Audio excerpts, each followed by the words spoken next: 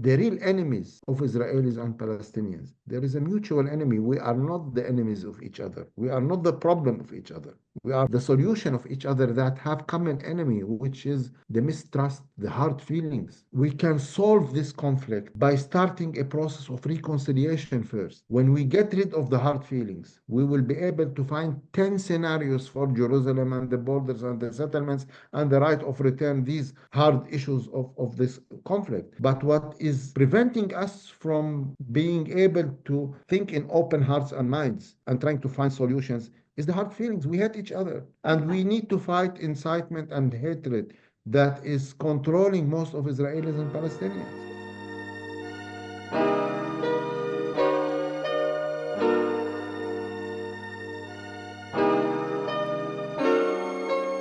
Hi, everyone. Welcome to the Yasmine Mohammed podcast.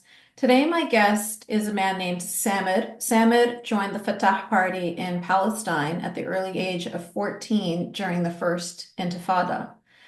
And then at the age of 15, he was arrested for his involvement, and he spent 5 years in an Israeli prison. After his prison sentence, he was elected as International Secretary for the Fatah Youth. He was later elected as head of international and Israeli relations for the Fatah Supreme Committee. Very, very excited to have Samir with us here today. He's been one of the very few rational, in fact, beautiful voices that I've been hearing since October 7th, and I'm really excited to introduce him to you all. Samir, welcome. Thank you, Yasmine. It's a pleasure. Thank you for the invitation. I'm very happy to be speaking to you today. Well, I think you have presented me, and I'm very happy to try to reflect to you today my understanding to this conflict. This conflict has invaded me very early. I was at the age of 14 years old when I started realizing that there is us and them. And it took me into a learning curve because you don't get to understand this conflict in a deep way from day one. So there are so many different shades of understanding to this conflict. It starts by thinking that, one side is just, the other side is not. And then you start, learning that this is not accurate.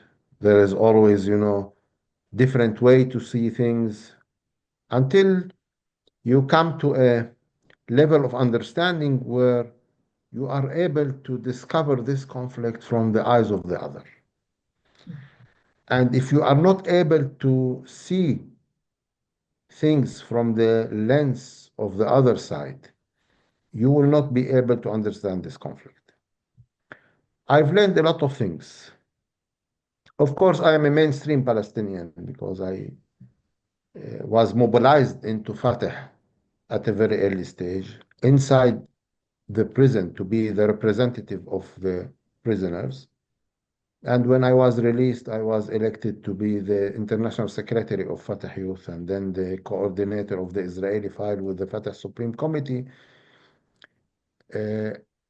And I have this connection to, I am not a side liner. I am not somebody that is watching. I am into the process. And I have been lucky enough to have the language skills. I've learned Hebrew inside the prison, to have the language skills that created for me the possibility to discover the other side. And I started this process of talking to the other side for the last 37 years of my life, which is the best investment in my life. And I got into lots of opportunity that allowed me to be more in depth and understanding the other side without departing my own side. So sometimes, people, they depart where they belong and start, going somewhere else. But I am still belonging to the mainstream Palestinian, understanding better the other side. And I see myself as a person who has double responsibility.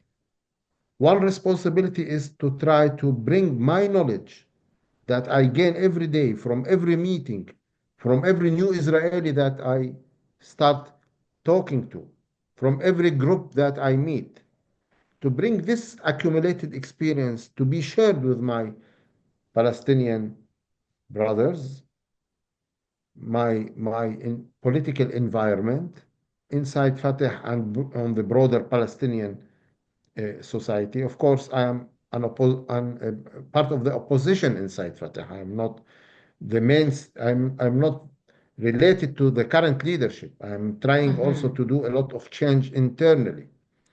So Yeah. I have this responsibility on doing the change inside my society, but I have also a responsibility into trying to build bridges with the other side.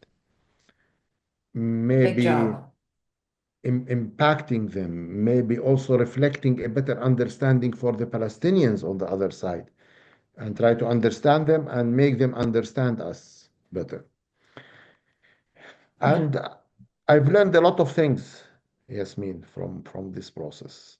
I've learned that, and I would like here to reflect things on behalf of the Palestinian side, because something that can be very destructive, and both Palestinians and Israelis go through this tunnel, which is only trying to lecture the other side.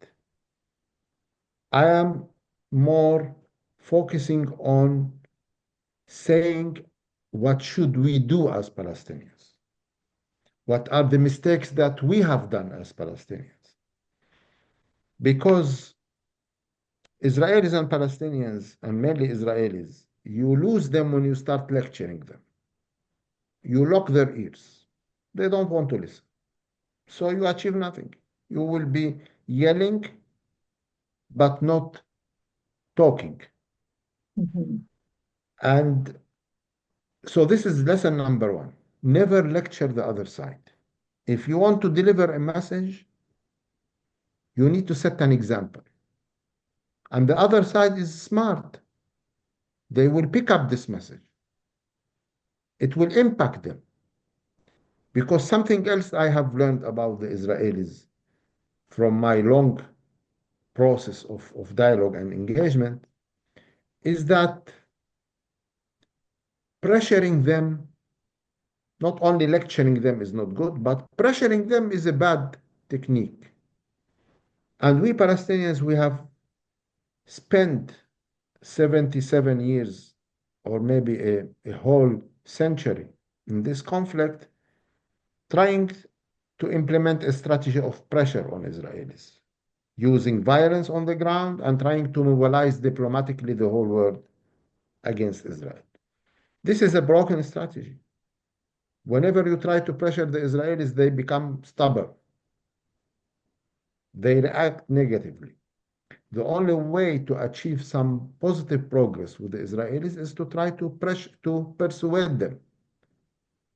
We need to try to touch their hearts and minds and have a soft change of their minds and hearts. They can do the same to us also. Hmm. Israelis have a huge impact on changing the ways Palestinians are thinking in this conflict. But I feel that we are on a more sense of urgency to start the first steps. We need to start this change for a simple reason. The Israelis are paying heavy price for this conflict. We are paying a heavy price too. But the Israelis live in a very nice country. They have a very developed economy. They are a startup nation. They have a strong army. They have a passport that connects them to 160 countries without needing a visa. OECD country, a very remarkable example of countries that are developed, well connected, and booming, and all what you want. They have their beaches, they can go surfing, vacationing, also, surviving with the conflict. We don't have all of this. And with 2.3 million Palestinians living in plastic tents in Gaza, we have a sense of urgency. Israelis can survive another 77 years in this conflict. We cannot survive another 77 hours in this conflict. So we have the responsibility to start a change because we are under a necessity of a change now. If we change in a positive way and the Israelis start feeling the change, they will start also changing. We go one step towards them, they will come one step towards us. These are my conclusions. And if you want to ask me, what should you change on the Palestinian side? I think it should start from one basic thing, which is we need to revise our narratives. Currently, the Palestinian narrative says that the Israelis are a colonial occupation, they don't have any link to this land, and basically we need to change this reality. And this is a wrong narrative because a piece of fact, Jews belong to this land and we cannot change history. So we need to start by recognizing the historical Jewish right and link to this land. All the land. We're talking about two-state solution, but this does not mean that there is no Jewish heritage and link to Hebron, for example. Basically, most of the Jewish heritage and link and history is focused in the West Bank and not in the proper Israel today. And this should come within a reminder to the Israelis that, correct, you have historical links and ties to this land, but you have never been alone here. There was always others, and these others are us. I don't want to argue whether there has been once a Palestinian people or a Palestinian state. There has never been a Palestinian people, there has never been a Palestinian state. It doesn't matter because now there are several millions of Palestinians living in this land for generations. And we would like to call ourselves as Palestinians. And we have the right to identify ourselves the way we want. By starting with this, we bring down 80% of the argument of the differences because Israelis will be relieved. Challenging their historical rights to the land is something that brings them to the maximum of resisting this kind of argument. It widens the gaps between us and them. If we start with this, if they start also revising their narrative and say, yes, okay, it's not who belong more, it's not who belongs first to this land, it is how we both belong to this land. We should both start focusing on, we agree on a common history together, let's try to find the common future, and it will be easy because if you have thousands of years of common history, it means that by DNA we are capable to coexist. Let's That just pause for one coexistence, second here, Samit. Let's pause before you continue, just on this note here, because this is a very important note.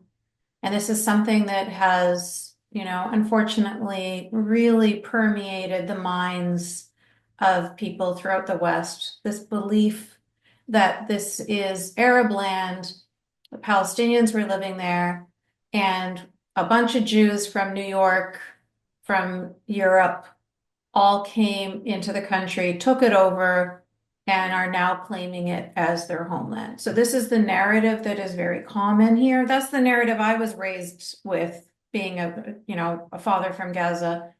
That was what I was taught as well. I was shocked to find out that there was no actual state of Israel or state of Palestine. Well, an Arab state of Palestine, you know what I mean. The Arabs never really had a country there. The reason why I want to pause on this, though, is because if we look at the scale, you're saying that both sides need to sort of see each other. They both need to recognize that this land does not entirely belong to one people or the other, that this land has always included Arabs and Jews. This is a true statement. For generations, it's been true. But between you and me, and you've been doing this work, as you said, for 37 years, you know, as well as I do, that amongst Israelis, amongst Jews in general across the world, there is not only an acknowledgement that Arabs have always lived there, but there is a true desire for Arabs to continue to live there peacefully with the Jews on the same land. The pushback comes from mostly the Arab side, the Palestinian side. They're the ones that are saying from the river to the sea, we have to eradicate all of Israel. We have to eradicate all of the Jews. They're the ones that, of course, we see it on the other side as well. I'm not saying we don't see it there, but I'm saying when you look at the spectrum, when we're talking about, weighing how much of a problem is it on which side of the aisle, I'm hearing a lot of Israeli people. In fact, whenever we have any kind of peace process, whenever there's like Parents for Peace or anything like that, it's always like 90%, probably more than 90% Israelis, and then a very small percentage of Palestinian people. And I know that has a lot to do not just with political issues, but of course it has to do with personal safety. You spoke about this yourself, how you, even within your own party, are a minority, the way you speak. I agree with you. And I know that there are a lot of Palestinians that agree with you. But how will we reach the mainstream? Not just the mainstream in Palestine, not just the mainstream Arabs and Muslims across the world, but the mainstream even in the West, where they really have devoured this propaganda that this country, that Jews are like interlopers that came in and took over the country, threw out the Palestinians, killed them, and invaded their land. How can we begin this dialogue where, it seems such a pervasive story? Well, Yasmin, the confusion is dominant on both sides. Trust me. Now, you should differentiate between the slogans that are raised by the pro-Palestinian camp in the West and the deep understanding of the Palestinians living in the West Bank and Gaza Strip. There is a big gap between both sides. The more you are far away from the conflict, the more you have a lack of understanding to this conflict. The more you come inside, the more you see it's a different story. Well, I'll You I'll don't, just say one small thing in my defense. There are 20% of Israelis are Arab, 0% of Palestinians are Jewish. So we already see that, you can tell me that it's the same on both sides, but we, objectively know that it's not the same on both sides. The Jews are much more willing to work with Arabs than the Arabs are willing to work with Jews, from my perspective. I don't live in Israel. I have visited, but I'm very much involved in this conflict. I have been my whole life, and that's been my perspective. But please continue. well, there is no Palestinian Jewish because automatically a Jew is an Israeli citizen. It's by Would they be definition. welcome to? Well, there are a small Jewish minority that lives in the Samarians who lives in Nablus area, for example. Automatically, still they got the Israeli passport because if you are a Jew, you are automatically an Israeli citizen. So I don't think the comparison here is really meaningful. But I'll tell you something. If we talk about the two-state solution, it will never be interpreted as a pure Israeli Jewish. Okay, it's going to be a Jewish state on the Israeli side, but still there will be the 20% minority who will continue to live as Israeli citizens. But generally speaking, it's going to be a Jewish democratic state when the separation happens with the other millions of Palestinians in the West Bank and Gaza Strip. But if the Palestinian state is going to be established on the borders of 67, this state should not be pure Palestinian. There will be, despite the scenarios that say there will be a land swap where 82% of the settlers will be annexed to Israel, and maybe the rest of the settlements will be evacuated. But again, I think we as a Palestinian state in the future, we should be able to honor and respect those Jews who said, okay, I will continue to be an Israeli citizen, but I want to live in Hebron because this is where I think I belong and I am connected and I cannot practice my Judaism without being physically in that place called Hebron, for example, or Shechem, for example, Nablus. So as a state of Palestine, we should be able to respect these people to come and reside in the state of Palestine, and we will have a minority of Jews. Maybe not necessarily they will require or request a Palestinian citizenship. They will still be part of Israel, but residing respectfully under the Palestinian law inside the borders of the state of Palestine. I mean, this could be a better comparison. How can we make this model of absorbing a Palestinian minority inside Israel be practical in the future Palestinian state? I think there we can, compare apple to an apple. Mhm. Mhm. Uh, so, but also, I can see the confusion that is a dominant factor on both societies because I'll give you one example. I go to the Hebrew University. I'm doing my master degrees in conflict resolution there.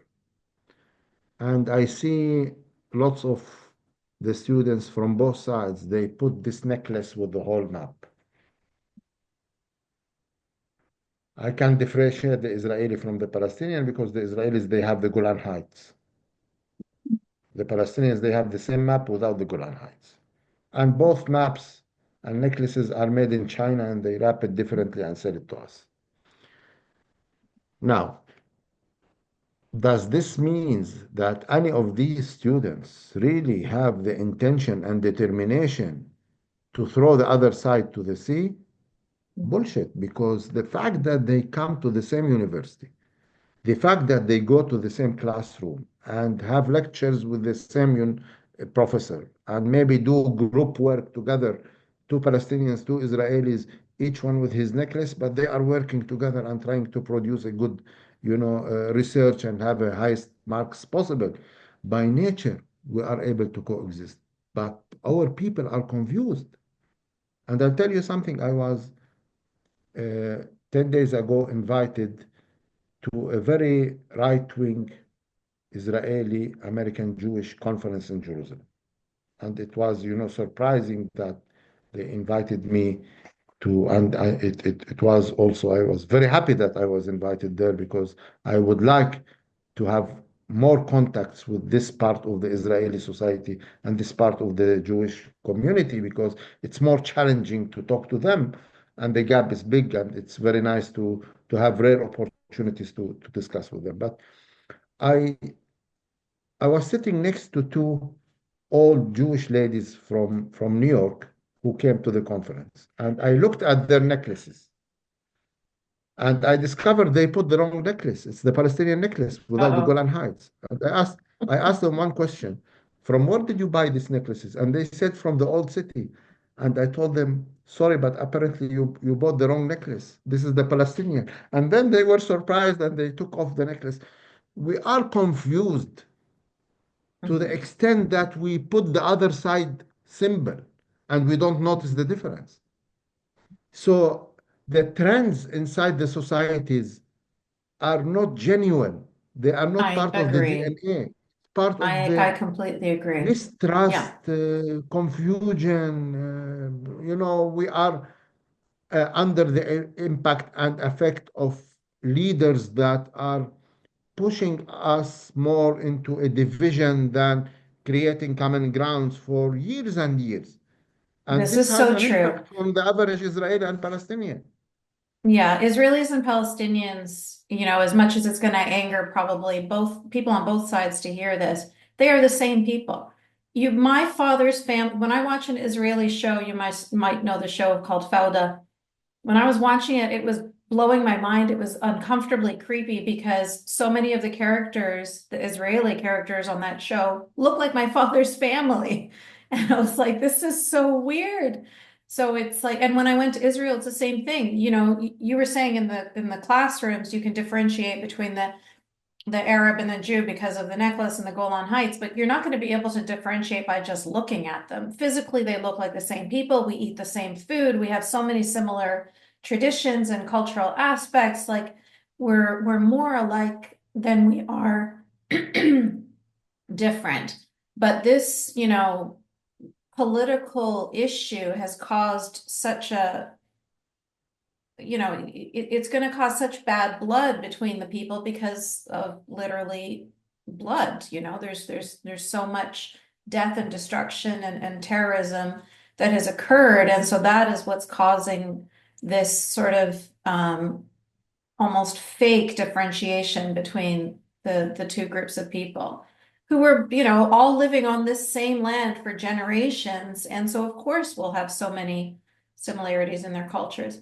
But I want to take this back to your life, Samir. I know you've been involved in this, like you said, you were since you were 14 years old. I want to take this back to you being imprisoned at 15. Were you, I guess, what we call now amongst the radicalized youth in order to be involved in the Intifada? What happened there? How did you get arrested? What was the situation around that? Well, I lived a very normal childhood, Jasmine. I was born in the old city. I am a Muslim Palestinian that went to a Christian French school in the old city. So Okay. I was every day starting my day with the Christian prayer. Bismillah wal Ibn wal Ruh al Qudus. It was part of, I mean, this is a Christian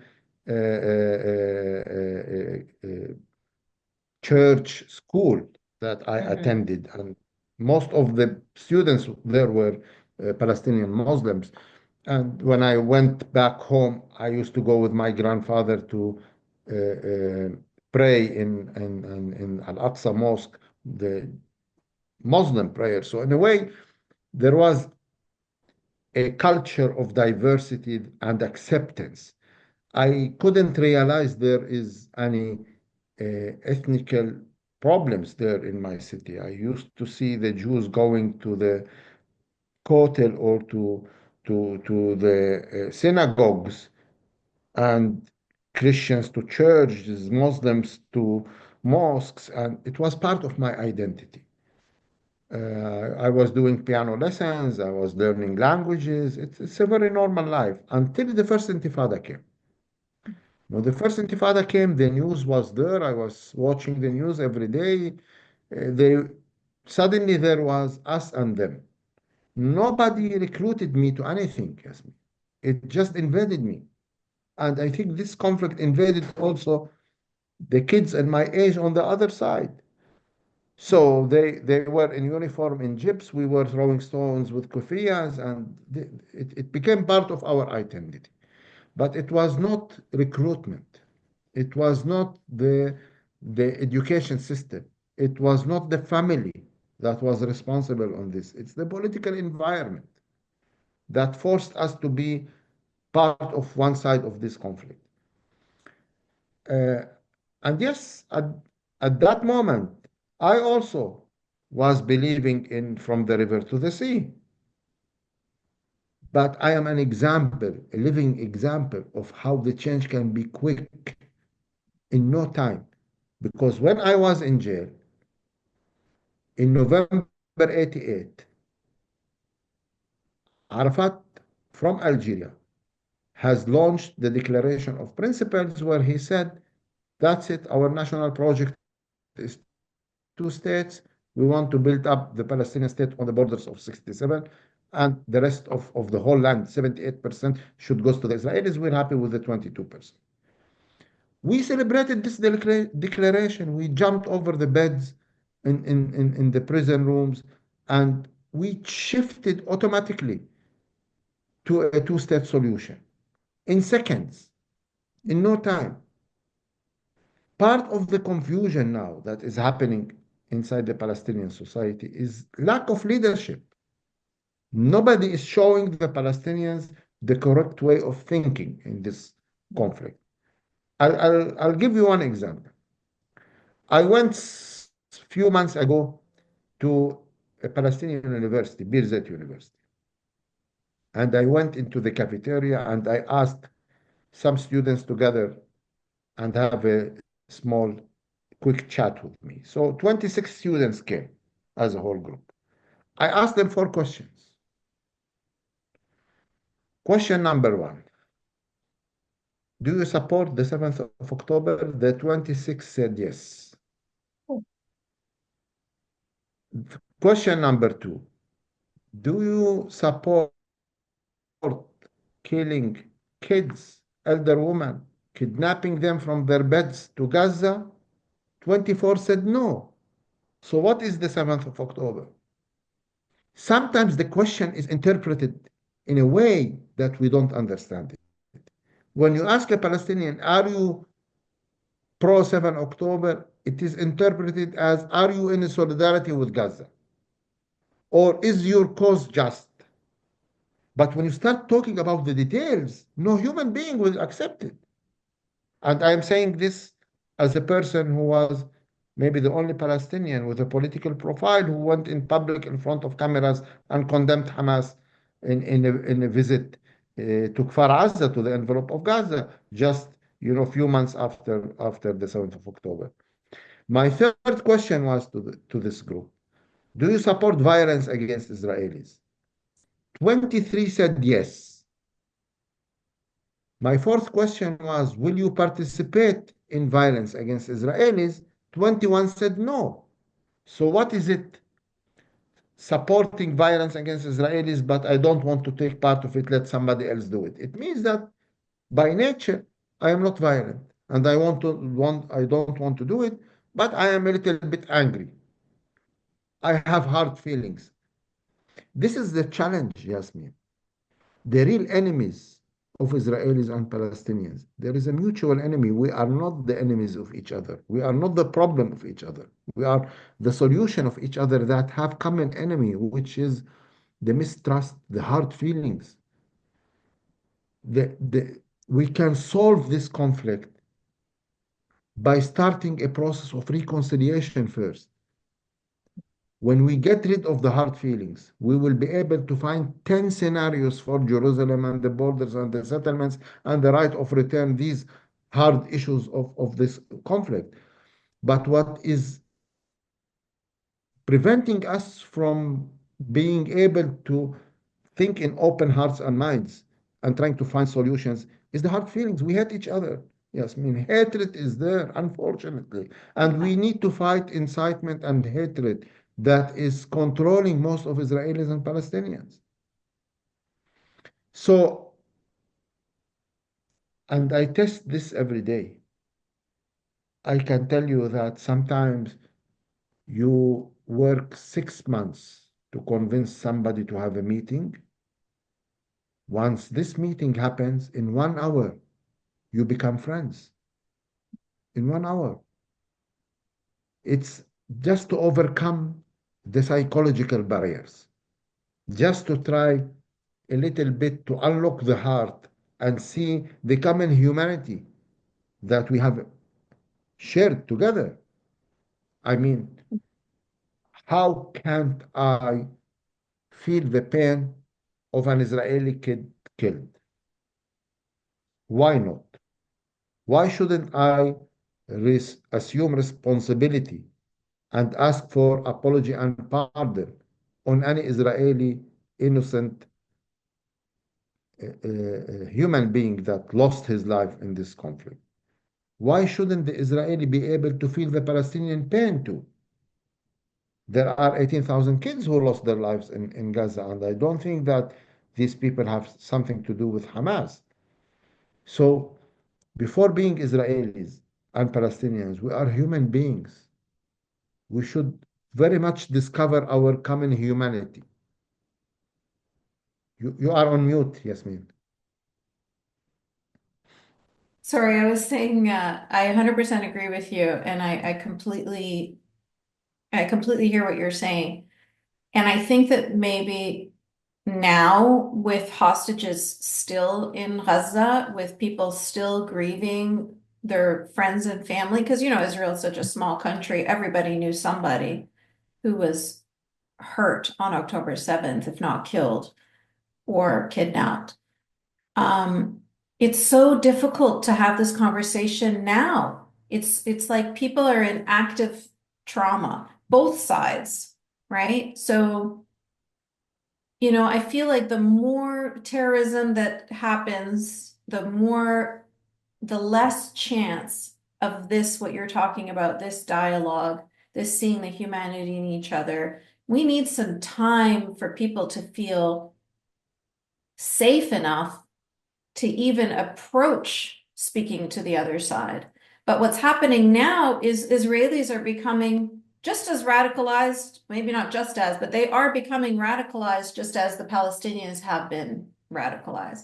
You're starting to hear the same, normalized speeches on the Israeli side that it sounds exactly like the kinds of things I've been hearing on the Arab side for so long. So it's like things are getting worse instead of getting better. Is that your sense as well, or do you see this situation that we're in right now as an opportunity? Because what I'm seeing is the people of Gaza, the people of Palestine are exhausted. They're tired. They are ready to accept to have the conversations for peace. They're ready to move forward. But it's like the sands have shifted. The Israeli people are not anymore. They were, but now they're at the point where they don't trust, they don't believe, they just want to go like us and them separate as much as possible. So what is your feeling on the ground of how things are going now, and how would you hope to see things if you had a magic wand? How would you fix this situation to a way that you think is most humanitarian for everybody, for both Jews and Palestinians?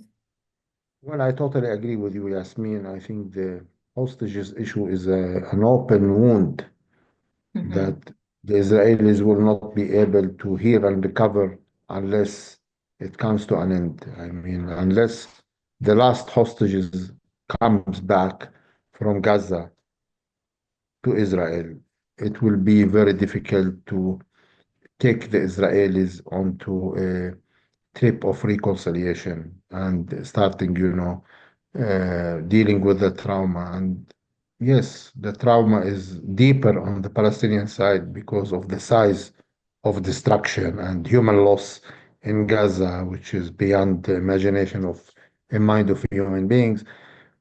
But because all of this, I believe we are now closer to a breakthrough. What has happened there did not distance us. Maybe what has happened there is a waking up call for both of us to start, thinking differently in this conflict, acting differently. When I said that we Palestinians should start changes, I said something about the narrative, and I think we should also adapt to a new strategy. The Palestinian strategy should always put in its basis the Israeli security as a priority, not to do them a favor, but out of a national interest for us. Because this conflict, from the eyes of the Israelis, is one word: security. Absolutely. And this Yeah. conflict in the eyes of the Palestinians, it is also one word: freedom and dignity. Mhm. This is the basis. If we start providing Israelis with security, the Israelis will automatically start building up a strategy that will put its basis the dignity and freedom of the Palestinians, not out of charity to the Palestinians, but also because they realize that this is their national interest. And if we play these strategies in an equation of more for more, the more I provide security, the more you provide back freedom, until we go to a level of 100% security and 100% freedom. We need to start these changes. We Mhm. need to include in these strategies a sincere, deep fight of hatred and incitement. And hatred and incitement, Yasmin, is there. I can see it. I can see it in our education. I can see it in our media. The Palestinian media never says something good about the Israelis, as if there is nothing good in Israel. Our curriculum might have lots of problematic issues that are causing incitement and hatred, but this is not exclusive on Palestinian side. It is also present on the Israeli side. Maybe you find it somewhere in a lower percentage, in another side it is in a higher percentage. Maybe you find it somewhere on the Palestinian side in the curriculum books, you find it on the Israeli side in the discussions and the classrooms, but incitement and hatred are like pandemic. We need to find it wherever we find it. We need to fight it. Mhm. All this Yeah, together well, will the create world is not black and white, right? There's no such thing as good guy and bad guy, as you were saying at the beginning of this conversation. It's a big yes. gray area of nuance, and people don't like nuance. People don't like gray areas. They want to hear who's the oppressor, who's oppressed, who's the good guy, who's the bad guy. So, what you're talking about here requires more than just simplistic, TikTok thinking. So I completely agree with you, though. I'm on the same page with you entirely, Samit. And I'm really grateful for your voice. And I hope that more Palestinians will hear you. I hope that your voice becomes a mainstream voice.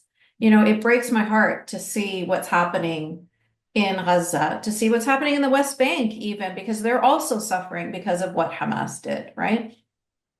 And it's like, how are we ever going to how will Israelis ever feel this sense of safety when as soon as they let go of the reins the slightest bit, even if they don't let go of the reins, right? You're gonna have buses blowing up, you're gonna have pizza parlors blowing up, you're gonna have October 7th happening. When they have the security, when they try to have the checkpoints, people say, oh, it's dehumanizing. You're making life difficult for Palestinian people. So it's like, I feel like we've tried this route before. We have been trying this route probably for 77 years of and I completely agree with you. It is true that Israelis do need safety. They do need security, but the reason why they need it is because the other side keeps on trying to come and kill them. Now, I also understand that the Palestinians, more than anything, want their freedom and want their dignity. And I get that, and I want that for them too. But it seems so counterproductive that if you want your freedom and you want your dignity, then you keep on causing damage to your dream. You're the reason why you're not getting what you want, is because you're causing your neighbors to feel, like they're insecure. You're affecting their safety, and then you're saying, but we want our freedom. You can't have both. You can't have you can't have people trust you if any minute you can come with a knife and just stab whoever you want, right? So it's like, I don't know. I don't know where the beginning of this equation is, but my sense is that the beginning of the equation is that we have to somehow stop this, you know, celebration of jihad, We have to stop this celebration of killing the Jews makes you a martyr, makes you a shaheed, makes you to the top levels of heaven. Stop telling our children, inshallah, you'll be a shaheed, inshallah, you'll grow up and kill Jews. I think that's where it begins. It has to begin with we have to cease celebrating terrorism in our communities. I think that's the beginning of this. What about you? Well, uh, all your remarks are valid, Yasmin. Uh, but I want to tell you something. If we want to write a list of what did the Palestinians do wrong, and write another list of what did the Palestinians did not do and they should have done in the last 100 years, we will discover that both lists are the responsibility of three leaders, Yasmin. We have been governed and represented in 100 years by three leaders, Haj Amin al-Husseini, Yasser Arafat, and Mahmoud Abbas. And trust me, Yasmin, all the wrongdoings are responsibility of these three people. None of them have consulted with us on how to manage our own life and how to decide on our own destiny. If you ask me, why didn't Mahmoud Abbas sign the proposed peace offered by Prime Minister Uhud Olmert? I look at that offer. It has everything included. Why didn't he sign it? Why didn't he pick it up? If he could have picked it up on 2008, we both would have lived into a different destiny now. So all the wrongdoings, it's lack of leadership on the Palestinian side. This is our main problem. All the confusion, all the wrong slogans, all the wrong strategies, the kind of narrative that is in the street. What you have mentioned of, mobilizing ourselves, I've said it's a wrong strategy to, trying to push the Israelis into something through using violence. It doesn't work and it will not work. Mhm. And mobilizing the whole world into trying to push Israel. Mhm. Israel cannot be pressured. They don't respond to pressure. It Now we hardens are them. now the official Palestinian diplomacy is trying to recruit more states to recognize the state of Palestine. Fine with me as a Palestinian, I am happy to have this done by France and by others. But on practicality, what does this change? What kind of change does this bring on my life? Zero. I can mobilize 192 countries to recognize the state of Palestine. If Israel is not among them, it is meaningless. The only state that I need to convince to recognize the state of Palestine is the state of Israel. And I cannot be there unless I gain their trust and respect and create a platform of cooperation. And I see them as a potential partner, ally, and we start thinking differently on the dynamics of relation between us and Palestinians. And all of these are question of leadership. There was always, I told you how one declaration from Arafat changed my thinking. When I was released from prison in 93, this same president signed the Oslo Accord, where he simply brought to us limited autonomy in two cities, Gaza and Jericho.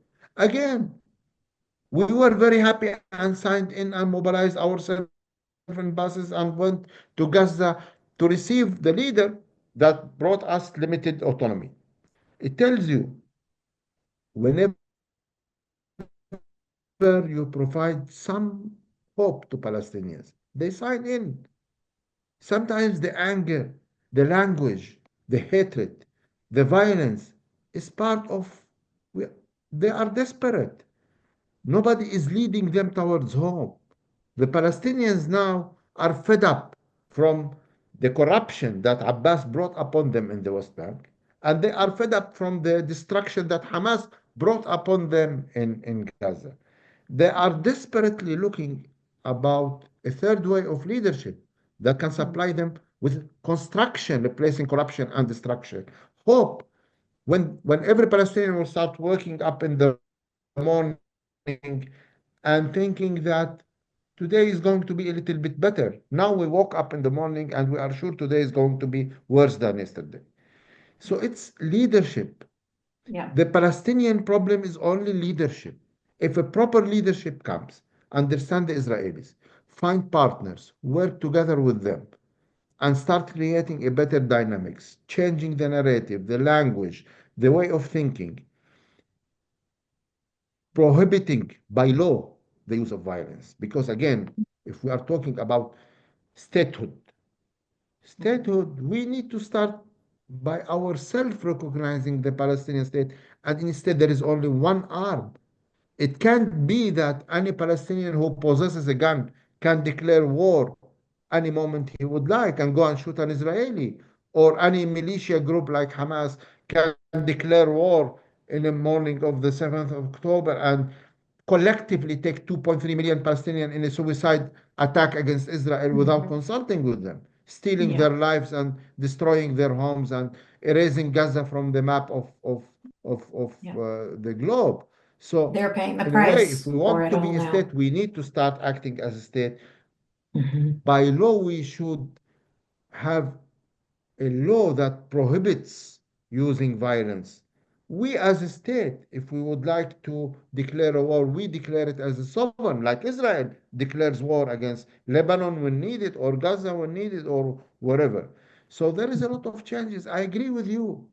Yes, Mhm. you explained the reality. Should we surrender to this? Should we continue yelling at each other? Or should we start saying, okay, we know the reality. It's very hard. It's very bad. It's very dark.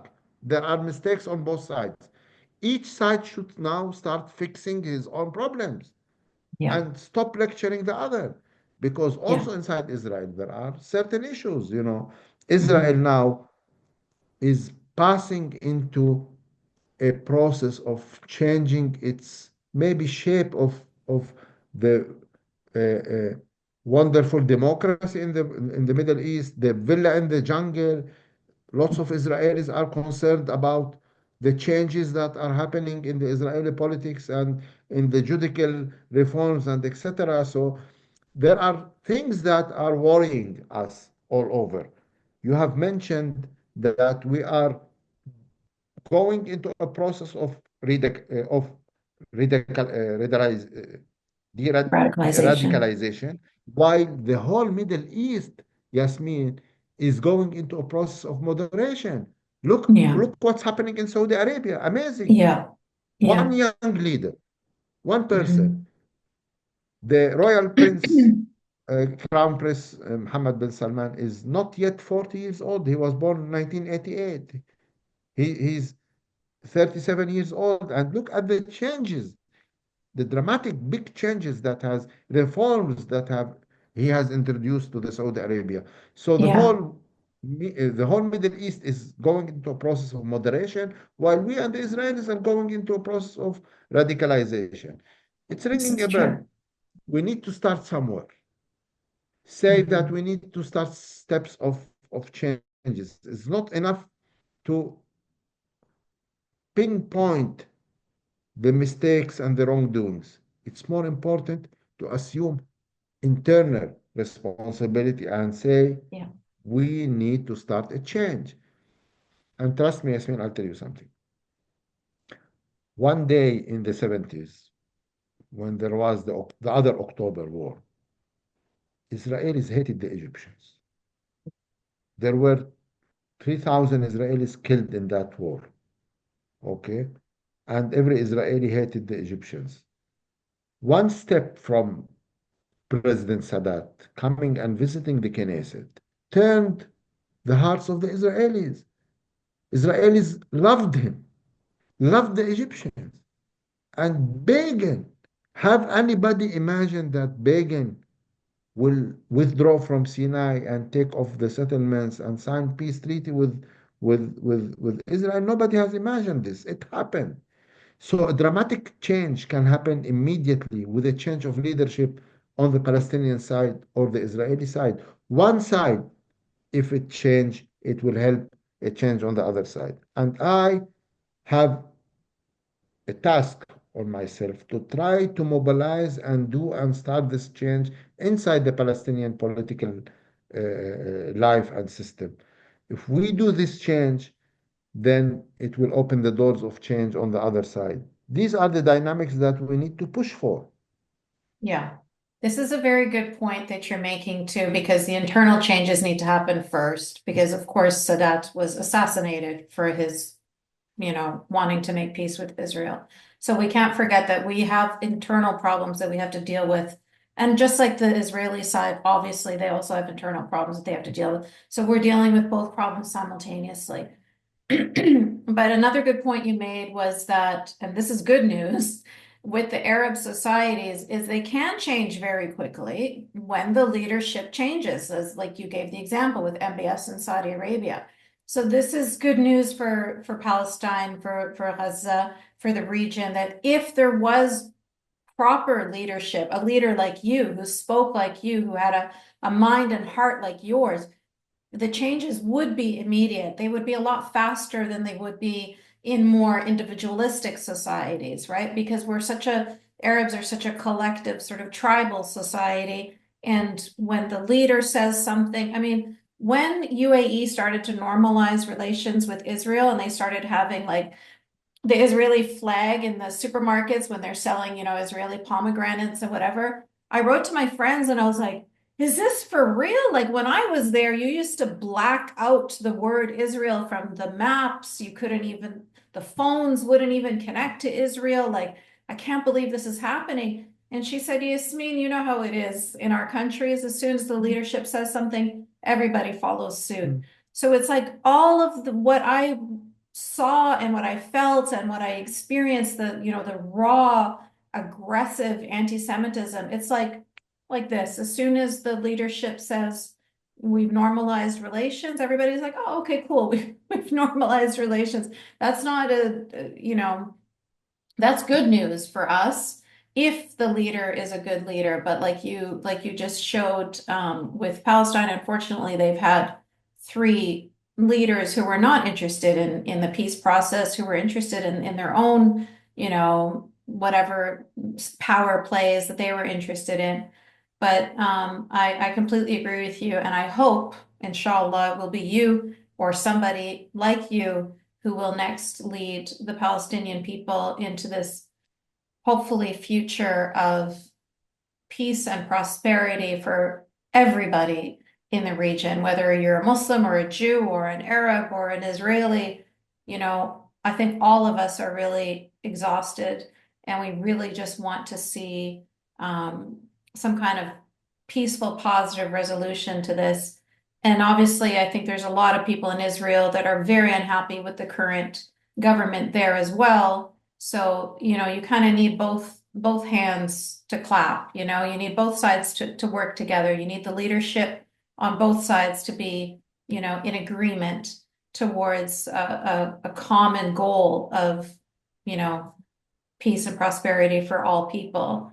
And yeah, like I say, I hope that we see that day within my lifetime. Who knows? Like you said, maybe October 7th has forced the world, that region especially, to start finally solving this. We've been leaving it for so long, just hoping there will be, eventually we'll come to an agreement.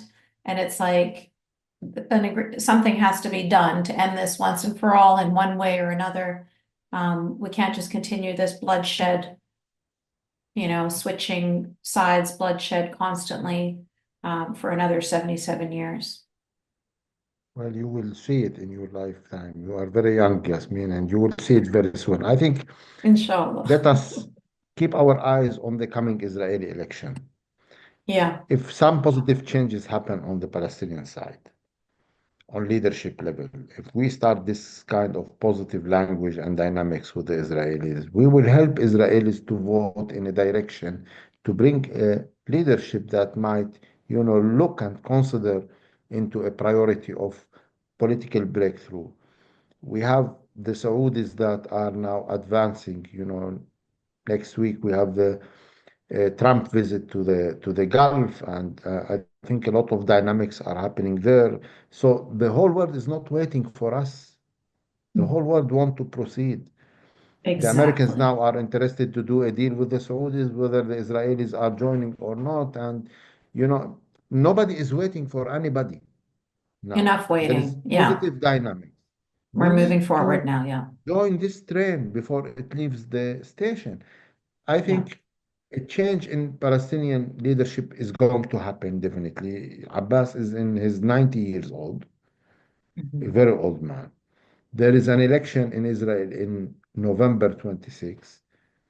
This is going to be the start of the change. I can Okay. see that the positive regional dynamics will help also to accommodate the comfort zone for the Israelis to be more confident that maybe a political step towards the Palestinians will mean a lot of security arrangements that can make Israel more secure than ever, taking into consideration that with the Iranian threat towards Mhm. Israel. We have seen the Iranian attack on Mhm. April 24, where all the Arab countries, Saudis Yeah. has opened their skies Jordan. for the Mhm. American to start, taking down the rockets coming from Iran.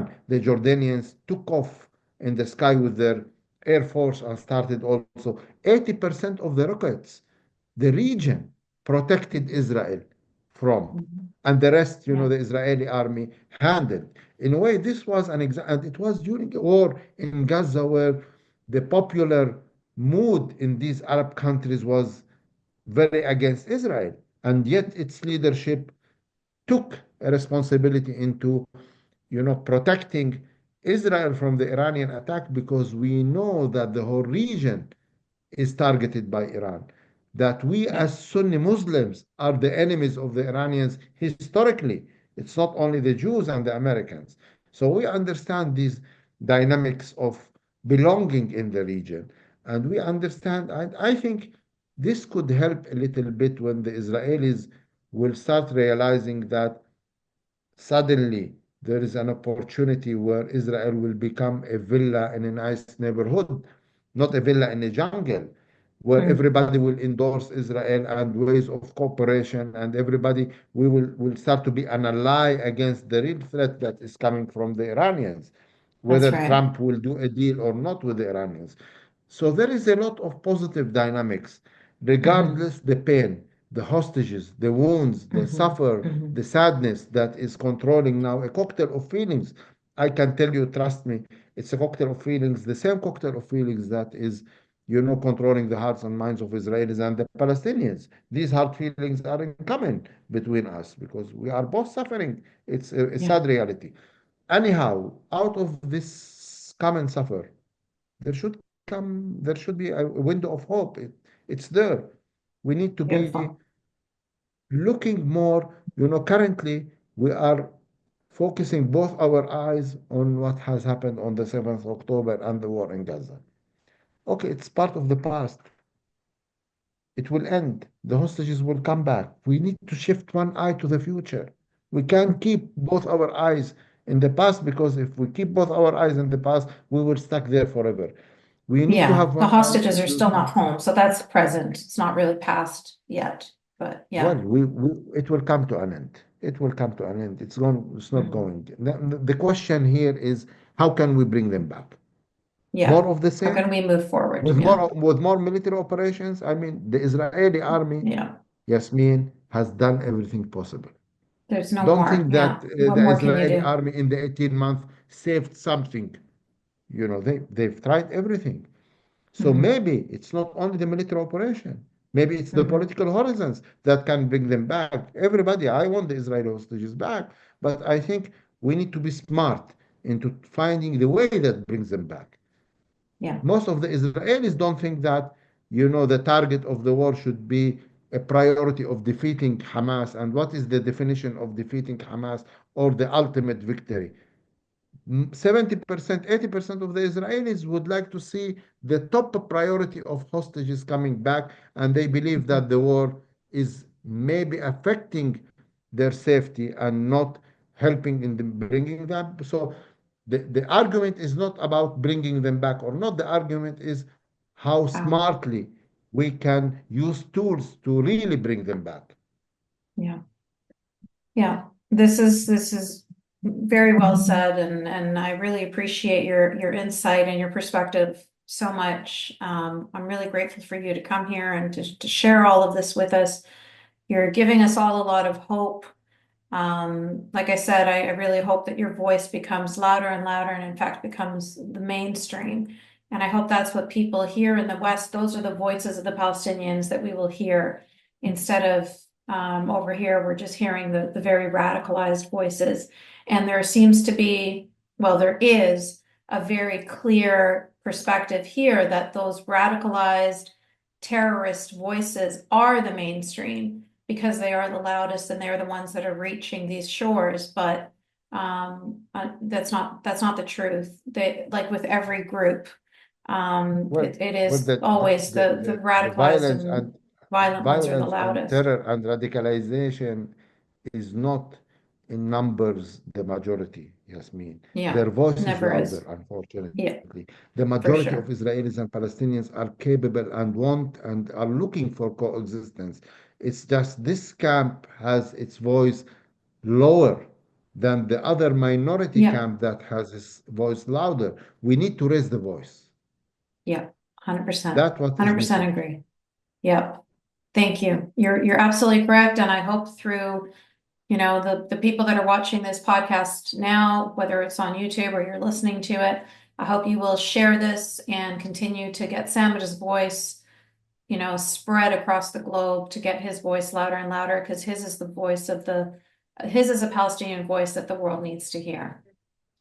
So I'm going to open it up to questions and comments now, Samir. We're going to start with you, Deborah. Wait, I'm unmuting. You're unmuted. You're good now. Okay. So thank you very much for being here, Samir, and I wish more of the rest of the world and Palestinians were like you. I had been living in Israel on the Gaza border, and my family and I survived the massacre, and I've been displaced in America since then. And I wanted to ask you, I have 100 things to ask you. From all of my personal history and research and everything, I am very aware that there are Palestinians like you who want peace, who did not want October 7th. However, we know their voices get quiet, get silenced. We know they get killed by Hamas. But we also know from polls a lot of Gazans, the majority of Gazans supported 10/7. So when we talk about changing leadership, I think we need to, but I have a few questions. I mean, one of them is how can we possibly educate all of the young children who have been trained in terror camps? We know that many, quote, innocent civilians came in on October 7th and did that along with Hamas. I'm just finding it very, very hard to change when it's such a high percent of terrorists and the radical thinking. I don't understand how we're going to do it. Israel doesn't exist in the textbooks in Gaza. Like you said, they were trained. I don't understand how we're going to do it, but I also wanted to ask if you yourself personally really believe this is about land, because when we look at a map, Israel's the size of Lake Michigan, surrounded by massive, massive Arab countries. And in history, every time Israel has tried to give back land for peace, look what we got. You can say that on October 6th, we had peace. When we left Gaza in 2005, hoping for peace, and thousands of Israeli families were uprooted and left, look what we got. So I want to know from you if you truly believe it's about land and what you think really needs to happen for suddenly the Palestinians to be happy with the size of land, the piece of land, where they get the land, and what really needs to happen. Why do you think something's really going to change and history is just going to oops, like if I'm making any sense. Well, Deborah, I really understand your concerns. I understand your grief. I had a lot of friends who lost their lives on that date. Ofer Lipstein was my friend, also who lost his life. Vivian Silver was one of my friends. So I do understand that, lots of the people who were living in the envelope of Gaza at that date were people who were supporting Right. a reconciliation and coexistence, and they were part of the peace camp and volunteering, taking Palestinians to the hospitals every week. And I do understand all this, and I'm really sorry that this has happened. I think whatever we do, I mean, it will be very hard to change the judgment of the world on us, on Palestinians, on that day to be barbarism in one of the definition. I mean, this cannot depart us. You know, maybe also what's happening in Gaza and the judgment of the world also will not help, erasing from the memory that it is linked to war crimes and others. So we are in a way, we have resorted to things. And I say we, unfortunately, I'm not Hamas, I'm not supportive to Hamas. I totally disagree. I criticize, I condemn whatever they have done, but I'm a Palestinian and it was done by Palestinians. So when I say we, it is still we. It applies. I do have responsibility on what has happened on that day. And even by speaking against it, it does not, release me from the responsibility. We are all responsible on what's happening, and I think we all have choices. We could have acted differently. The action and the reaction could have been differently, and I cannot believe that a crime justifies a crime or the other way. Anyhow, but by the end of the day, Deborah, we are human beings. Trust me, the Palestinians, they need some hope. They need to be confident that they can live just a normal life like all the nations. And once they have hope, they will change. All these problems you have mentioned can disappear from our life. But we need to understand how desperate are the Palestinians. Sometimes they resort to violence out of uncontrolling the feelings. Yes, Hamas did implement a lot of poison inside our society. For me, the Palestinians in Gaza are victims of the Hamas regime. Hamas regime has controlled their education system, the media. You can imagine that out of the 2.3 million Gazans, 2 million have never seen anything outside Gaza in their whole life. There was no communication between Gaza and the outside world. And these people have been under this machine of control for long. But these people are human beings. Yes, they I have done wrongdoings. Yes, I understand. When proper leadership will come and will start an education of tolerance and will start, showing the Israelis in a different way and will start, advocating for coexistence, people will change. But trust me, Hamas did not need a partner to do whatever they have done. I and the people like me, we need a partner in Israel to be able to succeed in what we are doing. We cannot do it alone. So we need real partnership. Let's start from somewhere. Let's forget about all this dark past. Start trying to find a better future. And I will tell you something. Don't be very sensitive from a territorial compromise. Sometimes you need to do a territorial compromise and don't trust anybody. You are so strong, Deborah. Israel is so strong, it can protect itself.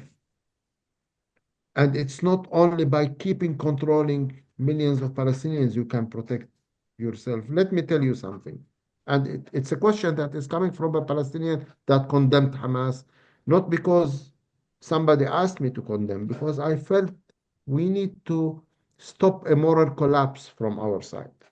And I don't care what the other side is doing. When I was in the envelope of Gaza, your neighborhood, where did you live, Deborah, in the envelope of Gaza? Which community you were in part in of? in a kibbutz south of Ashkelon. Okay.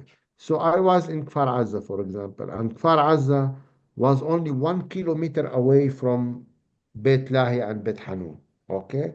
When I was there that day, the war was very intense in the north of Gaza. I've seen the war, I've seen the fire, I've heard the bombs, and I know the suffer of kids there.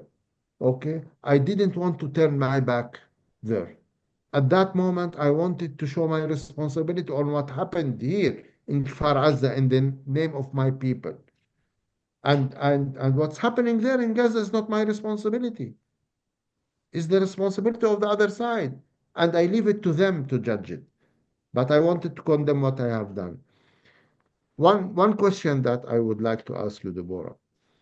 Did the 7th of October happen on the 7th of October, on that morning, only because Hamas was able to plan it and to execute it, or also because there was no Israeli army on that border that day?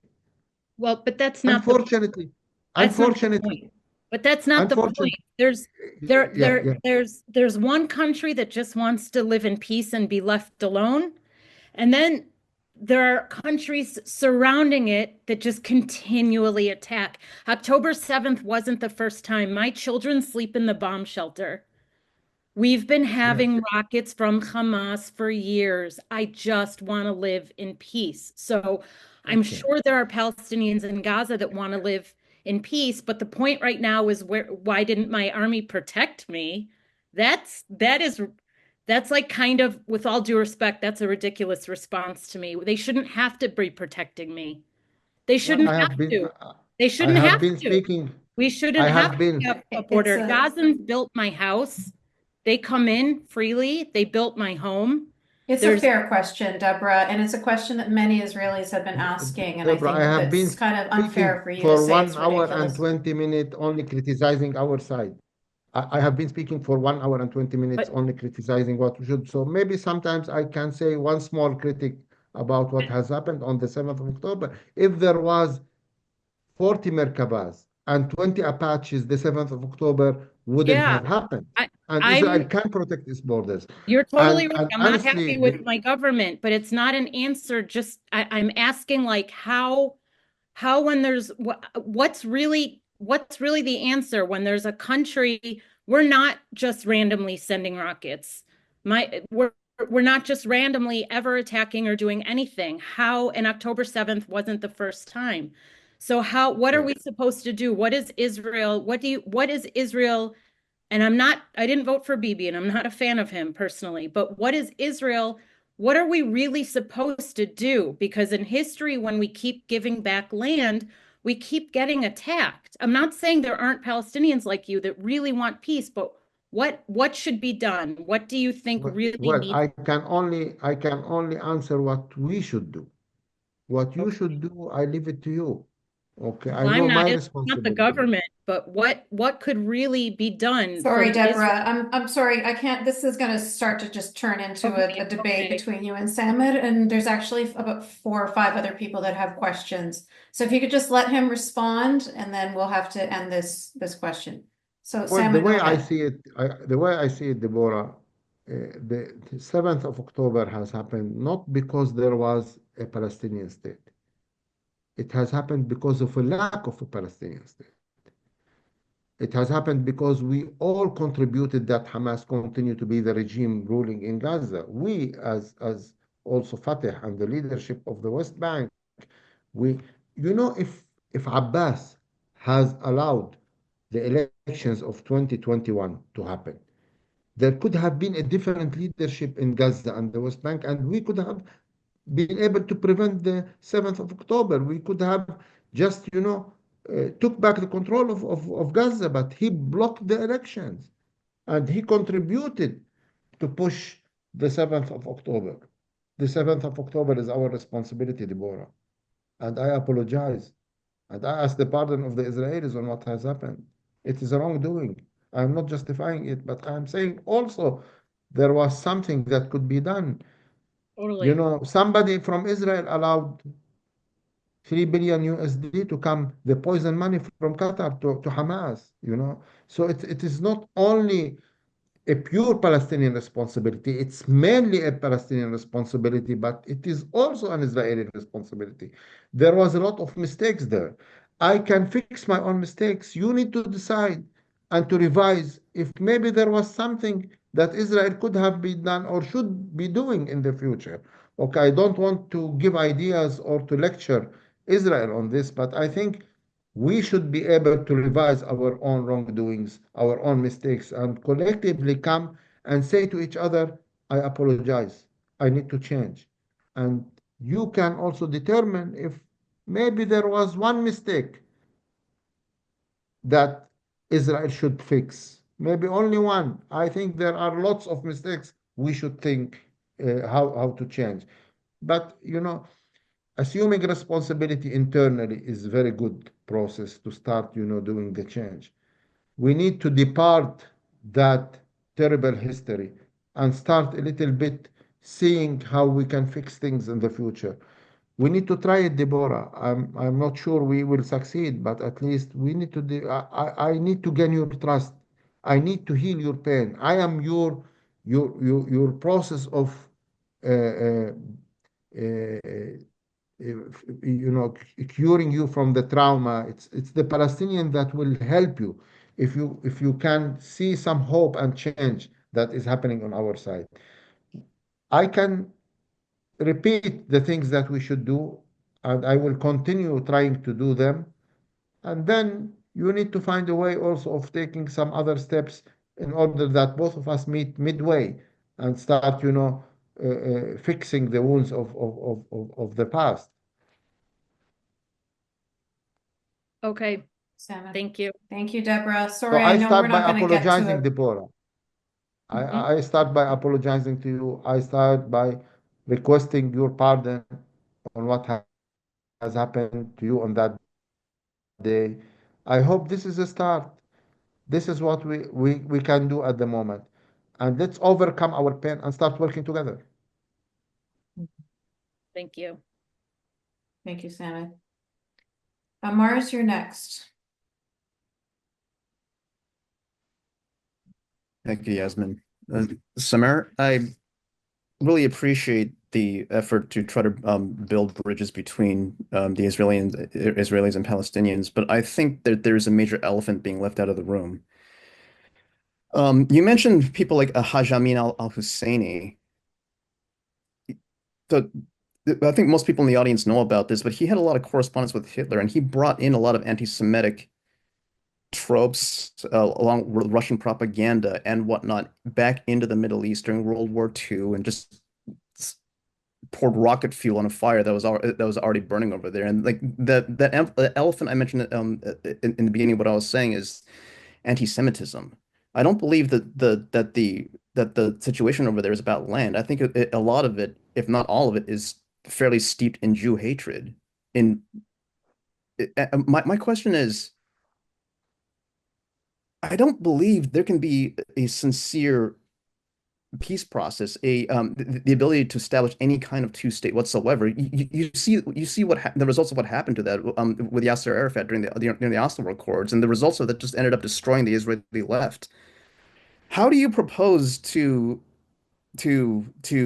begin any kind of rapprochement between the two sides if the idea of anti-Semitism is not removed from the narrative? I don't see how it's possible unless this is addressed. This specifically is addressed.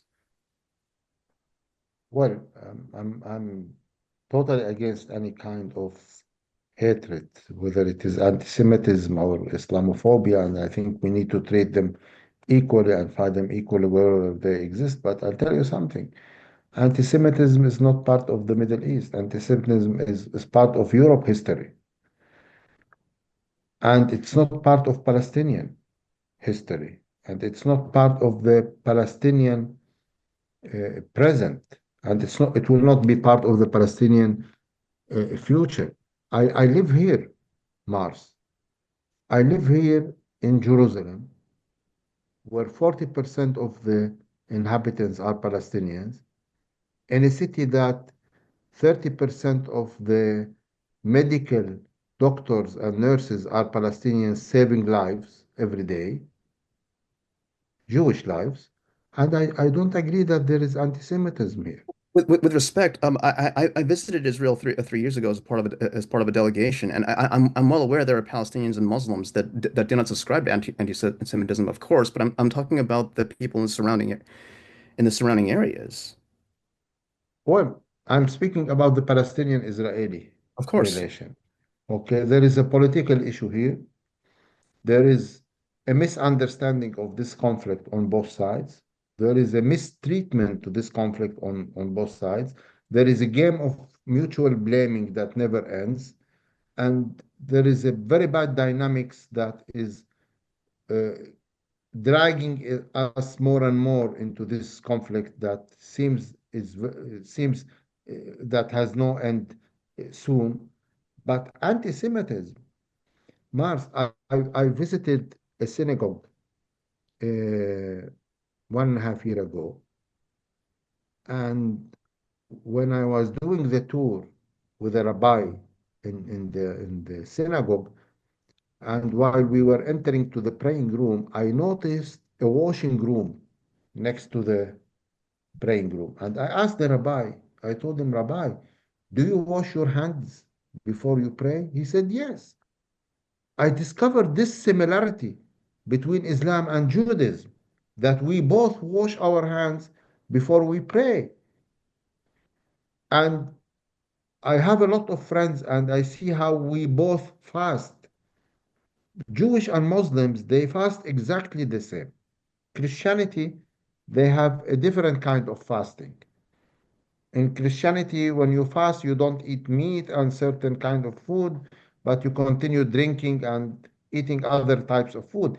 We, Jewish and Muslims, we fast exactly the same, from dawn to Yes, sunset. Samir, I think we talked about this before, that there are a lot of similarities between the two cultures, between the two So I peoples. don't But to agree in the say that theory there's of no anti-Semitism. anti-Semitism, come on.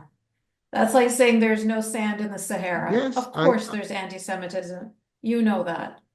This is a political issue, and we know it's a political issue, and we know that there's anti-Semitism. We can't deny that that's a truth. You can maybe say that it's I, not quite so prevalent in Israel. It's not quite so prevalent with Israeli Arabs, but it's a widespread problem in the Middle East, in the Muslim world, Middle East, North Africa, wherever Muslims reside. allow me to disagree with you, Yasmin. Okay. I know very well the Palestinians. I know very well the Israelis. I don't think that there are a hatred, ethnical hatred, that is rooted in our hearts. Well, there is hatred that is rooted because what we are doing to them and what they are doing to us, not because of what we are. Yeah, I think Can you that tell me? Can you tell Mars's me? point was a good Can one. you, Let me just make this Yasmin? one point. Can you Let me tell make me this one point. Let me just say why one did thing. the peace agreement sustain between Israel and Egypt, between Israel and Jordan, between Israel and It United didn't Arab sustain, Emirates they and killed Morocco Sadat. and But let me everywhere just where say Israel something. signs an agreement, it sustains? Listen, Yeah. my father is from Gaza, like I mentioned to you, and my mother is from Egypt. And there is no doubt, 100%, absolutely, my mother and her family and the entire country of Egypt are way more anti-Semitic than my father's family, and everybody that I've known from Gaza. There's no doubt. And I think that has a lot to do with the fact that my father grew up in Gaza, where there was Jews coming in and out, coming to, go to the beach, buy their fish. They had neighbors, in his school, there was Jewish kids. It was all very normalized. So he's not anti-Semitic. For him, it was all about a political issue. However, when you go to countries like Pakistan, you go to countries like Egypt, you go to countries like Afghanistan, you go to all over the whole region, these people have never met a Jewish person in their life, and 100% absolutely, they have genocidal hate, obsessive hate for Jewish people in their hearts. This isn't up for, this isn't my opinion. This is a fact, right? So you can say, in my experience, I haven't met a lot of anti-Semitic people, or most of the people that I interact with, the problem is politics, not religion. And of course, that's your experience. But objectively, take a step back to say that there's no anti-Semitism in the region. I think that is a statement that you might want to, you know, to take a second look at, because that's absolutely not the situation. It's not the case. You must know that if you've traveled outside of Israel. Yeah. Well, any society all over the world, they have extremes in that society. We have our extremes in our society, but generally speaking, that the main problem is anti-Semitism, I disagree. It's a political. It's one of This the conflict problems. is motivated and driven by political differences and not ethnical hatred. Okay, it's not anti-Semitism and Islamophobia. Maybe it exists on the very extreme sides of the society, but this is not the mainstream. This is not the reason that is driving this conflict. So I Okay, cannot I will link concede. this conflict to anti-Semitism and Islamophobia. It's not like this. Well, I think it's, first of all, equating anti-Semitism and Islamophobia. That's a whole other issue that we don't have time for me to get into, but I don't see that those two should be equated. But I did want to say too that I think you're right. It is true. It's just one of the many issues. It's just like I said before, another one of the many issues is that we raise our kids with this idea of jihad and becoming a shaheed and all of these sort of, Islamic messages that are encouraging kids to die for the sake of Allah, to die for sabilillah. That's also part of the problem. So there's lots of different parts of the problem.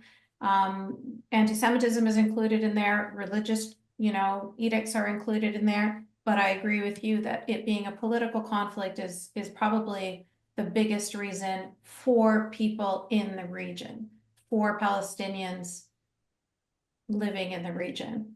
But there's a lot of actors, including Iran, that are interested in this, not because they care about Palestinian people, not because they care about it being the land issue, or not because they care about the peace and prosperity of anybody. They care about their own power, and they're going to use whatever means necessary in order to gain that power. And if that means they're going to use anti-Semitism, they're going to use anti-Semitism. If it means they're going to use Islam, they're going to use Islam. So these tools are being used in this fight. It's not a clean fight. It's a very messy one. And yeah, I think it's fair for us to acknowledge that all of these pieces are included in this messy fight.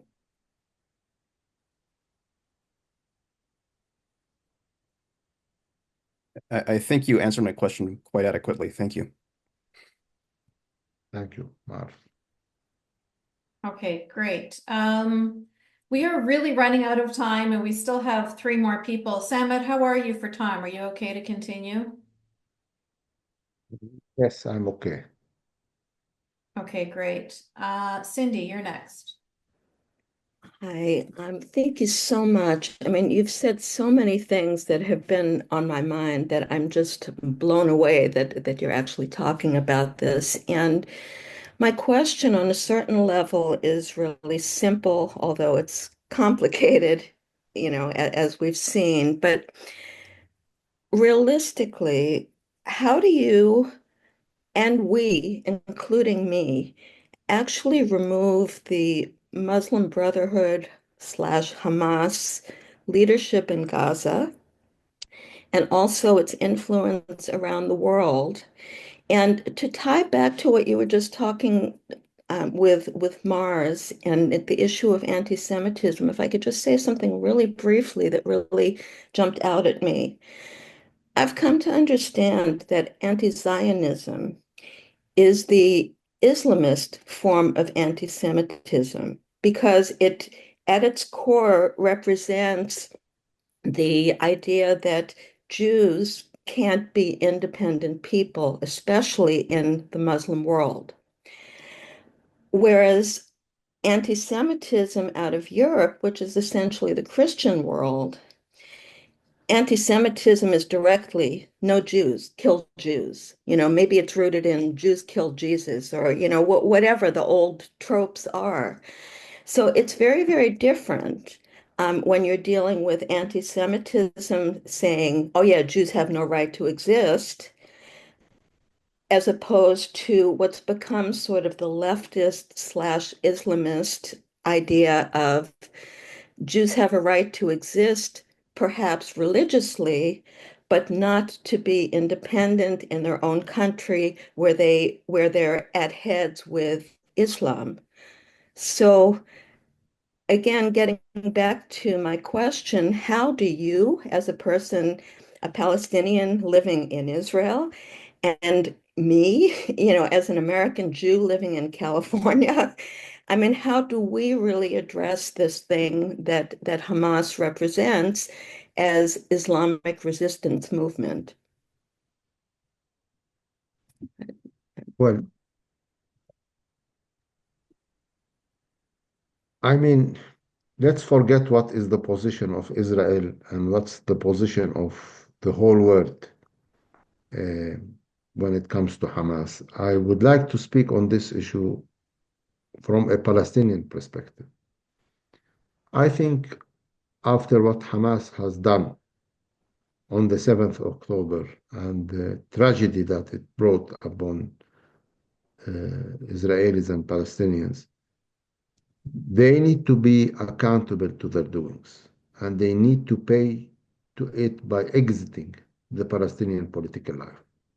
Hamas shouldn't have any margin of existence inside our political future. How to be able to end totally the regime of Hamas and exit them from our political life, it's the issue that we can give an answer if we have an understanding from Israel towards these ideas. The continuation of the current war will not be able to end the regime of Hamas. As far as there is no alternative to fill the gap, Hamas will continue to reproduce itself in Gaza. The challenge here is how can we put a day after plan? Everybody is talking about a day after plan. Not only Biden, but Trump again is talking about the necessity of a day after. Somebody needs to fill the gap. I'll tell you something, Sydney. Hamas of the 6th of October is not the same Hamas now. Israel has assassinated the most of the political bureau of Hamas outside, Hani, al-Aruri, and others. And Israel took out the first tier and second tier and third tier of the military leadership of Hamas inside Gaza. Today's Hamas is managed and led by people like Muhammad Sinwar and Izzeddin al-Haddad. Those people who have stayed their whole life in Gaza. 50% of their life in Gaza was in tunnels. They are totally disconnected from the world. They don't have the exposure of the other leadership of Hamas outside that a little bit started understanding the world. And these people are the ones who are calling the shots. These are the people who hold the hostages.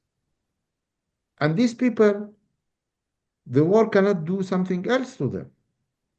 We need to bring a plan where there will be an alternative Palestinian governmental structure that will start entering Gaza, bringing back a process of reconstruction, securing as the first step the release of the whole hostages back to Israel, and then starting the reconstruction and building up a governmental structure and organizing some security arrangements involving the Arabs' security presence in Gaza to allow the Israeli army to withdraw from Gaza. And this process will be able to push Hamas out altogether because this process will start providing an alternative to the people that they keep recruiting. Sydney, I'll tell you something. The Nukhba elite forces of Hamas, the remaining of it, is now staying in the tunnels.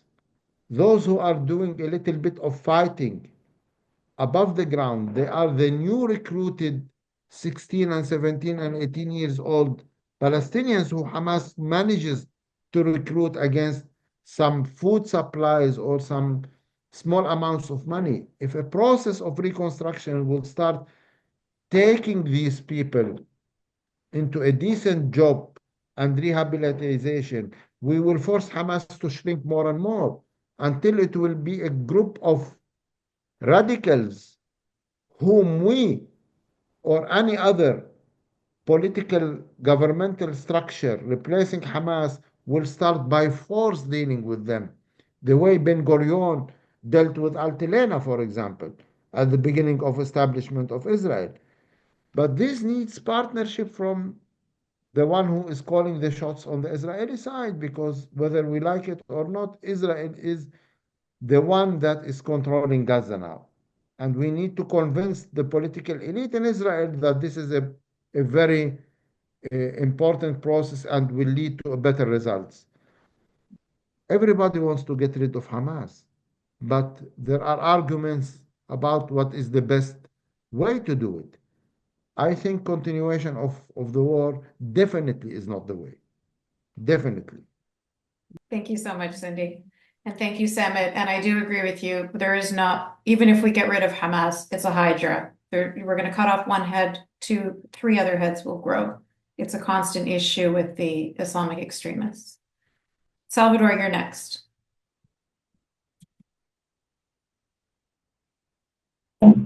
Hello.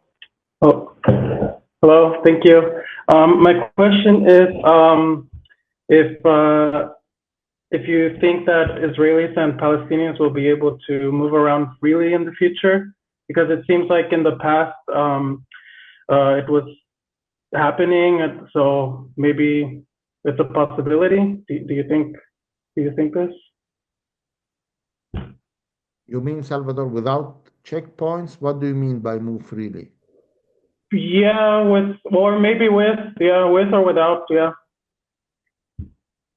I think he's referring to back in the day when Gaza was under the Egyptian authority and there was, Israelis were coming into Gaza and it was a very more of a community between the two groups of people versus two separate communities with checkpoints in between. Well, I think the best way now to focus on is how to create a temporary separation between Israeli and Palestinians. Separation, it means in a political entity, the two-state solution.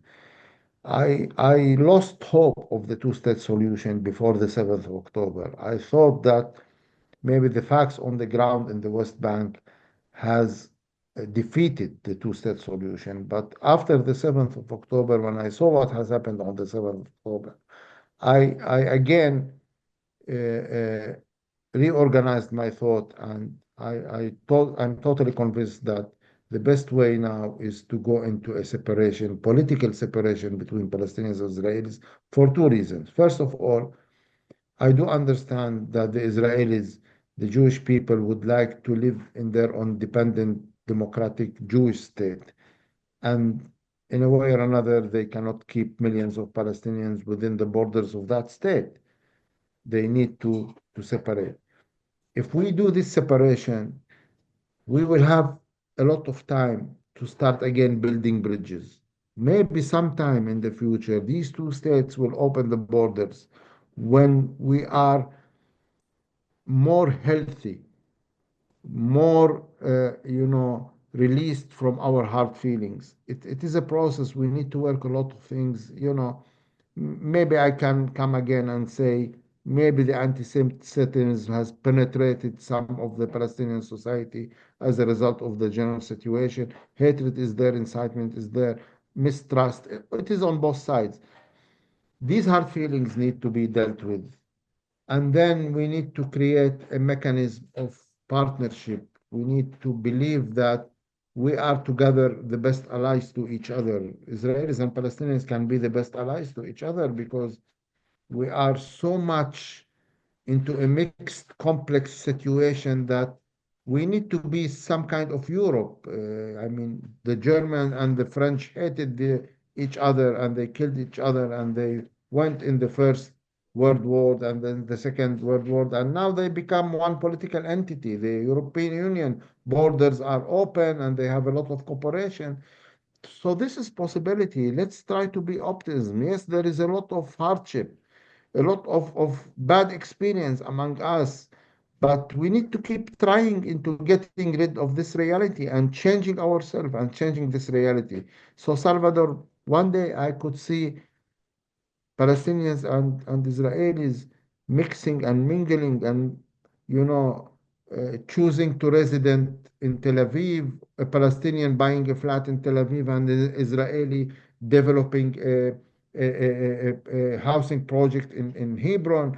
I can see people moving freely from one place to another. We need to start something that will lead us there, starting by separation, cooling down things, building trust by the political elite and then by the grassroots, and then starting, taking off the borders and getting into some kind of federation or confederation or open borders or whatever. The sky is the limits, but we need to exit the current hardship. This circle of violence and bloodshed should end. And it ends by started changing our way of thinking. Okay. Thank you. Thank you, Salvador. Thank you, Welcome. Samir. From your voice to God's ears, Allah's ears, Yahweh's ears, Buddha's ears, everybody's ears. Anybody who could do anything. Beautifully said. Thank you. Tochi, you are going to be, I'm saving the best for last. Tochi is going to be our last question, but there are a lot of people who still have more questions and comments for you. So Samir, I hope that you'll share your contact information with us, and those people can ask you questions later privately. Maybe you can join our community and respond to the questions there. Yes, But please. You can share my contacts to everybody, please, Yasmine. wonderful. Okay, great. Tochi, you go ahead, please. Hey, Yasmine, thank you. Samir, it's a pleasure. Thanks for coming on to talk with us and share your vision. I haven't heard you talk very much, in fact, very little about the religious dimension, which to me is really the source of this entire conflict. Muslims have a habit of covering up their jihad in politics and resources and other things when it's in fact just straight up jihad, which they do around the world. We see this in Kashmir, we see it in Nigeria and Sudan. It's all over the place. Hamas. None of these guys are all that unique. They all do the same thing because at the end of the day, there is a core belief that says you must fight the kuffar, the non-believer. Now, you as a politician, how would you how can you deal with this? I mean, this is to me a really, a really big issue. So, and look, at the end of the day, I feel that what a man believes is really their personal belief. I think everyone has the right to believe what they want to believe as long as they don't impinge on the rights of others. Clearly, Islam has a problem with that. So how can you, knowing that that's really the source of this, how do you intend to, sort of organize with, Palestinian society? Because we know Palestinian society is very religious, Islamically religious. How are you going to solve that particular problem? Because that's actually the problem. Thank you. Well, I am a Muslim, Tucci, and I'm a practicing Muslim. I pray 5 times a day. I go to Al-Aqsa. I fast, and I care about Islam. But the Islam that you have mentioned is not my Islam. I don't think that this is the Islam I know. The Islam I know prohibits me to kill any life. Killing one life is like killing the whole world. I think it's the same value in Judaism also. But unfortunately, we are using religion and God, the same God that we both pray to. We are misusing it in order to advocate for some political extreme ideas. Hamas does not represent Islam, not the Islam I know and I believe in, because the Islam I know has inherited the same values that Judaism brought to the world. Judaism was the source of values like human dignity, sanctity of the life of a human being. And we inherited this from Judaism. There is a lot of common values in both religions. So whoever from any side is trying to use the religions in order to continue this bloodshed is totally not representing the religion I know, my Islam. So I would like to invite you a little bit to look about other ways of reflecting Islam in the other world. I would like you to see how the Emiratis are practicing tolerance as a framework of believing in Islam.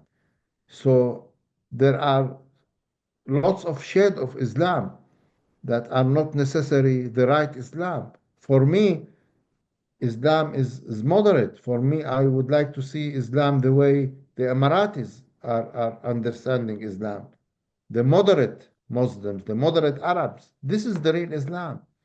The others have kidnapped Islam somewhere that is not really reflecting the basis of Islam. By the end of the day, it's the same God that have created these three different religions, and I see a lot of I think common Tochi is grounds asking in these about religions. political Islam. He's talking about Islamists. That's his Okay, specific question. Yeah. so this is not Islam. This is a misuse of Islam by these groups who But it's still a link question themselves to that we Islam. need to deal. It's still a problem that we have to deal with, right? So I guess his Yeah. question is how are we going to deal with this Well, worldwide, we need to global? find political Islam. We need to find it. We need to get rid of it. And I think the whole Middle East has mobilized itself against political Islam. We can see that there is a mobilization. It started uh, in lots of countries. You know, Jordan has issued laws that have prohibited the Islamic Brotherhood. They've The been Palestinians criminalized are in most more, of the Arab world. They've been criminalized in Egypt and UAE and all over. They haven't been criminalized in the West. yes. Well, you are experience a different experience than us in the West. I mean, the kind of extremism there in the pro-Palestinian camp, in the Islamic political Islam camp is totally different than what we are noticing. So sometimes it's very difficult for me to try to understand it because I don't live it. Okay, I keep hearing about it, but I don't living. We are living different reality. This is not a religious conflict. This is a political conflict, a simple political conflict where two people feel belonging to the same land and they are not able to fix this Yeah, sense of mutual you belonging. say that, Samit, and I believe that you believe that, but if you ask Hamas that, they're not going to agree with you, right? I think Tochi's point is when you see Muslims killing Christians in Nigeria, when you see them killing Jews in Israel, when you see them killing Hindus in Kashmir, when you see it's a worldwide problem. I know you can't answer the question. It's a huge question. It's a question that we're all grappling with all the time. But I think it's important that we do acknowledge that it is a major part of this, and that even though it's not the same Islam that you believe in, it's not the Islam that you practice, these Islamists believe that that is the true Islam. And, they are, for them, this is a religious fight. It's about the caliphate. They want a global caliphate, right? Whether it's in Syria or whether it's in Iraq or whether it's in Gaza or whether it's to get the Andalusia back, whatever it is, this is their one track mind. And Samir, if I can just, and I'll leave it at this because I know we're, short for time, and you've been very gracious. Because there is a bigger reason as to why I actually bring this up. Like, for example, your point about, killing one life is like killing a million lives. To be honest, I mean, I own one of these. Like I lived in the Middle East. If you literally look at the very next verse, it says, well, but you can kill the non-believers, so it is in here. Now, the only reason I'm not doing this just to mock Islam necessarily, but my point is, I think, a little bit larger. I think that even when you have leaders in the Arab world who do have the best of intentions, I think that they will run up against an issue of let's say, for example, you do have the best of intentions of securing peace with your neighbors, with your non-Muslim neighbors. Someone in the Arab Muslim world or just the Muslim world in general could fight you for your power or unseat you based on the fact that they feel that perhaps you are not being Muslim enough, right? And if things are going well for a while, but then all of a sudden there's a bit of a problem, then one could argue and say, well, the reason why this is not working anymore is because we've lost our Islamic way, and then we're back to square one. And this is why I'm trying to say that as someone who is in the political realm of things, I think it's a larger issue that, again, you yourself will not be able to solve this. But how would you? It's something, I don't know. I just think it's something to think about. Like how can you? It's a conversation topic Yeah, for sure, Tochi, yeah, but one that we can't get into now because we're really absolutely. over time. But these are very good points that you're making, and they definitely belong in this discussion. And I'm sad that we can't continue this conversation any longer, but those are really, really big concerns that you have. Very valid concerns, but ones that I know that we just can't get into right now. But I really appreciate your question. And Samit, obviously, I really appreciate you being here. You've given us a lot of hope. You've helped to give us a perspective from a rational, peace-loving Palestinian that a lot of us are just, begging for, desperate to hear. So it's been really wonderful to have you here and to have your voice. And like I said, there's so many people that have so many more questions and comments for you.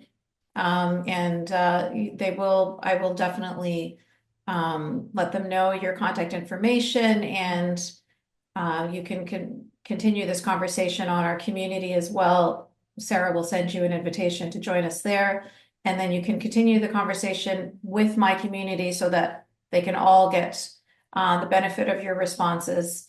So thank you again, Samir. And before I let you go, I just want to make sure that you get the last word, that there isn't something else that you wanted to talk to us about, maybe some last words of advice or something before we conclude the conversation. Well, I thank you very much, Yasmin, for inviting me. It has been a pleasure. And I try to explain things, but I also learned a lot from these 2 hours of discussions. I appreciate all the comments and questions. I hope I have been able to shed a light of how I think and what I think. And, we need to be optimistic. And I will continue to be optimistic. This is the way that we can, contribute into ending this suffer and pain on both sides. Thank you so much, and I hope we can get another opportunity to continue this discussion. Thanks a lot, Yes. and good night. Thank you. Thank you so much. Thank you again, Samir, Thank and you. thank you all for joining us. Take care, everyone. Thank you. Thank you. Bye-bye. Bye-bye. Bye-bye. After hearing all that, you might be left wondering, what can I do? How can I help? Well, this is why I created a nonprofit called Free Hearts, Free Minds. We are the only organization dedicated exclusively to helping these free thinkers. We empower them with our programs and supportive community, lifting them up so they can heal, speak out, and begin to make positive changes, not just in their own lives, but within the broader community around them. If this is a cause that resonates with you and you want to make a difference, one way to do that is by donating to Free Hearts, Free Minds. Because not enough people care about this cause, we need people like you to help fuel this change. You can donate via our website, freeheartsfreeminds.com. Thank you. Every dollar you donate makes a difference.